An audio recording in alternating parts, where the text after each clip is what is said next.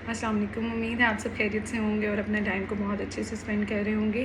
तो जो आज की वीडियो है वो है इस बारे में, जो कि बहुत ज़्यादा गर्मियों में पेरेंट्स का पूछा गया सवाल होता है कि हमारे बच्चे की स्पीच में इम्प्रूवमेंट आ रही है, बिहेवियर में इम्प्रूवमेंट आ रही है, सेंसरी एरियाज़ में इम्प्रूवमेंट आ रही है, हर चीज़ में इम्प्रूवमेंट आ रही है। बट एक जो बहुत बेसिक कंसर्न है जो एंड तक रह जाता है, दैट इज़ टॉयलेट ट्रेनिंग। कि अब टॉयलेट ट्रेनिंग को हम किस तरह से शुरू करें या किस तरह से उस पर काम करें। अंडरस्टैंडिंग इतनी अच्छी नहीं है हमारे बच्चे की, तो किस चीज़ से वो वाली चीज़ ज़्यादा जल्दी अचीव हो सकती है। तो इसके लिए मैं आपको सबसे पहले एक चीज़ बताऊं जो कि बहुत ज़्यादा ज़रूरी है, कि आपको बहुत ज़्यादा बेसिक लेवल से शुरू करना पड़ता है। स्टेप बाय स्टेप आप लोग चलेंगे, बेसिक लेवल से शुरू करेंगे, बच्चा ज़्यादा जल्दी सीख जाएगा, बजाय इसके कि आप स्टेप बाय स्टेप ना चलें, बेसिक लेवल से ना स्टार्ट करें और वो चीज़ जिसका एक कॉन्सेप्ट बच्चे को है ही नहीं, बिल्कुल भी नहीं है, उसे नहीं पता इस टाइम पे उसने जाके करना है, कमांड फॉलोइंग बच्चे की अच्छी नहीं है, उसके बावजूद आप उसको ये वाली चीज़ करवाने की कोशिश कर रहे हैं, तो उस चीज़ में मुश्किल आएगी ही आएगी।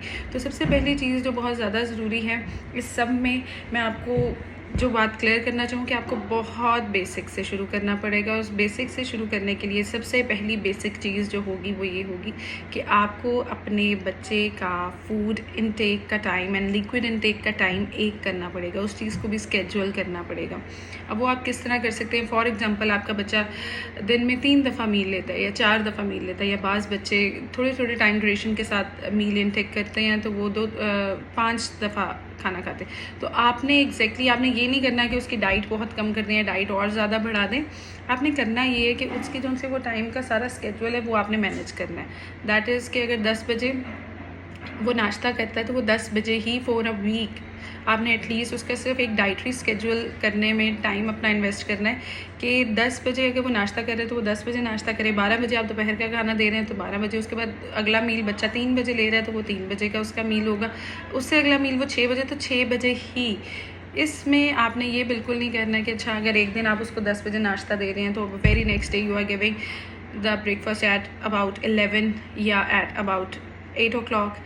तो ये वाली चीज़ आपने बिल्कुल भी नहीं करनी है। आपने एक स्केड्यूल रखना है अपने बच्चे का, उस स्केड्यूल से नहीं फिर आपने हटना, ठीक है। तो सबसे पहली चीज़ हो गया आपका डाइटरी इनटेक स्केड्यूल, और इसी तरह आपने लिक्विड इनटेक का भी स्केड्यूल एक बनाना है।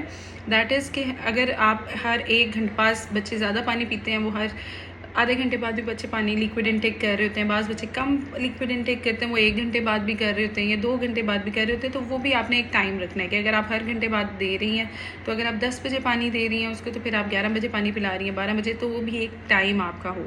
अब इस चीज़ से करने, इस तरह से स्केड्यूल आपको हर चीज़ करने में फ़ायदा क्या होगा?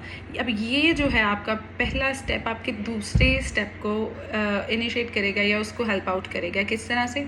अब जब आप उसका डाइटरी इनटेक लिक्विड और सॉलिड इनटेक आप एक करना शुरू कर देंगे, तो फिर आगे होगा ये कि उसका पी एंड पूप का टाइम भी एक होना शुरू हो जाएगा। फिर उसके बाद हम ये करते हैं 1 वीक जब आपने स्केड्यूल उसका सेटल कर लिया बहुत अच्छे से, उससे फिर होता ये है कि बच्चे के पी एंड पूप का टाइम भी सेम होना शुरू हो जाएगा। और उसके सेम होने से फिर उसके बाद एक तो पहले आपने डाइटरी स्केड्यूल उसका बनाया था बच्चे का, अब आपने दूसरा स्केड्यूल ये ऑब्जर्व करना होगा, फिर कोई बीच में आपने 1 डे और 2 डेज़ आपने बच्चे का पैम्पर पर कम्प्लीटली रिमूव करना है।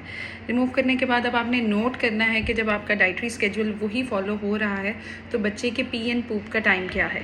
तो क्योंकि आप 1 वीक जब वही डाइट फॉलो करेंगे तो आप ये चीज़ ऑब्जर्व करेंगे कि बच्चे के पी एंड पूप का टाइम सेम हो जाएगा। कि अगर वो दिन में 2 दफ़ा पूप करता है, 1 at 10 and the other at 6 PM in the evening, तो फिर वो वाली चीज़ आपको समझ आनी शुरू हो जाएगी, अच्छा ये वाला टाइम है। तो एक तो ये चीज़ आपके लिए आसान हो जाएगी। अब आपके 2 स्केड्यूल्स बन चुके हैं, एक तो आपका डाइटरी स्केड्यूल बन चुका है और दूसरा आपका बच्चे का पी एंड पूप के टाइम का। और इस चीज़ में आपने ये चीज़ ध्यान में रखनी है कि पहले आपने डाइटरी स्केड्यूल बच्चे का बनाया, उसके बाद आपने पी एंड पूप उसी से इंटरलिंक्ड है, फिर आपने बनाया बच्चे का उसका पी एंड पूप का स्केड्यूल।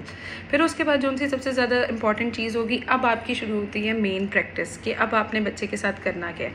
अब आपको पता लग गया कि बच्चा खाता इस टाइम पे, अब आपको पता लग गया बच्चा पी या पूप इस टाइम पे करता है, अब आपने ये चीज़ शुरू करनी है। थर्ड आपका स्टेप ये होगा, अब आपको पता है, अब आपने वो स्केड्यूल कहीं पर भी पेस्ट कर लें, अपनी किसी वॉल पर, वॉशरूम की वॉल पर या रूम की वॉल पर पेस्ट कर लें।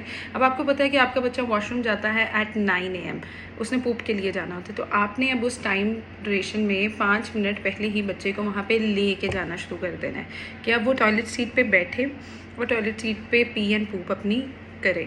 और उसके बाद दूसरी चीज़ ये आ जाती है कि जब आपने ये वाली, अब आपको वो सारे स्केड्यूल को आप फॉलो करते जा रहे हैं, अब इसमें ये वाला स्टेप भी आएगा। कई बच्चे इसी स्टेप पे आके ट्रेन होना शुरू हो जाते हैं, उन्हें समझ आनी शुरू हो जाती है कि okay now we have to use this toilet seat.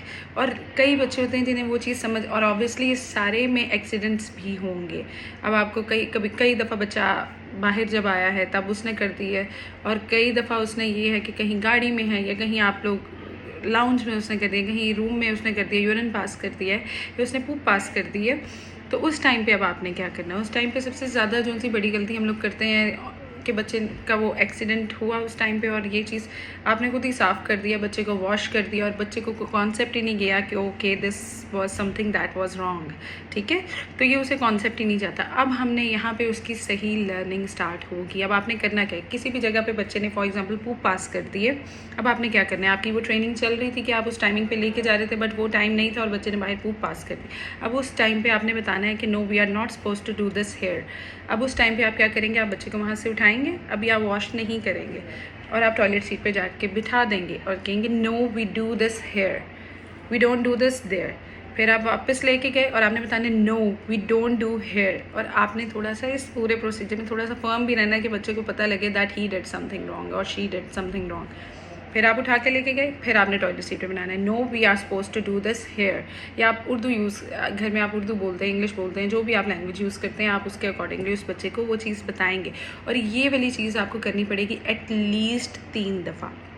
जब आप ये वाली चीज़ 3 दफ़ा करनी शुरू कर देंगे, फिर आप खुद देखना शुरू कर देंगे कि बच्चे के माइंड में ये चीज़ भी जाना शुरू हो जाएगी कि okay I am not suppose to do this, मैंने ये चीज़ वॉशरूम में ही करनी है, मैंने ये चीज़ वॉशरूम में ही करनी है, मैं बाहर नहीं कर सकता। और उसके अलावा चीज़ सबसे ज़्यादा ज़रूरी चीज़ है, इससे आप देखेंगे खुद ही कि आपका बच्चा ऐसा टॉयलेट ट्रेन होना शुरू हो जाएगा।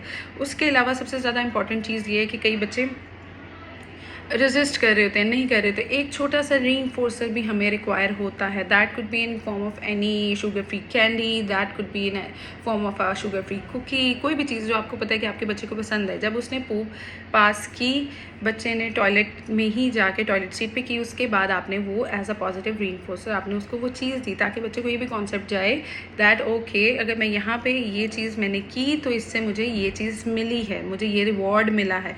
इस तरह भी आप देखेंगे कि आपके बच्चे की लर्निंग बहुत जल्दी होगी।